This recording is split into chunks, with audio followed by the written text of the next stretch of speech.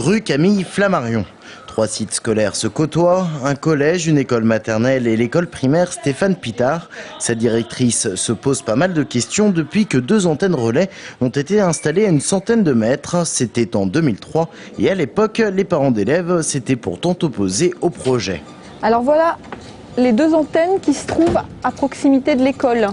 Et ça nous questionne parce qu'effectivement au jour d'aujourd'hui on n'a pas du tout, on n'a aucune idée des taux auxquels sont soumis les enfants et les adultes présents dans l'école, 6 heures par jour.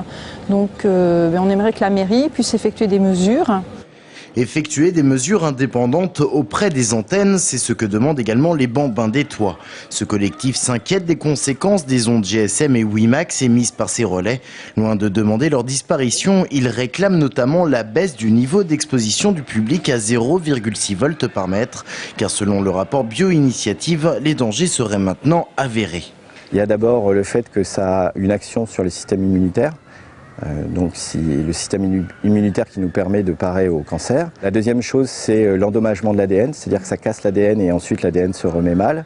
Et puis une autre action qu'on peut noter aussi, qui est assez néfaste, c'est le fait que la membrane sang-cerveau est ouverte, ce qui permet aux toxines du sang de passer dans le cerveau. La ville de Tours compte plusieurs dizaines d'antennes comme celle-ci. Elles sont installées sur des bâtiments privés mais aussi publics. La mairie a mis en place une charte de bonne conduite avec les opérateurs. Ainsi, elle dialogue avec les compagnies de téléphonie mobile et détient une carte précise des implantations. Cette charte est actuellement en renégociation. Mais pour l'équipe municipale, baisser l'intensité des émetteurs n'est pas forcément la solution. Nous pensons que plutôt que d'avoir une norme, il faut plutôt être sûr que les opérateurs nous donnent bien les informations concernant leur implantation sur la ville, de façon à bien suivre cela, et c'est ce que nous faisons avec les services municipaux. Mais aussi, nous sommes en dialogue constant avec eux, et quand il y a un problème, ça s'est produit déjà à plusieurs reprises, c'est aller jusqu'à déplacer des antennes relais avec les opérateurs.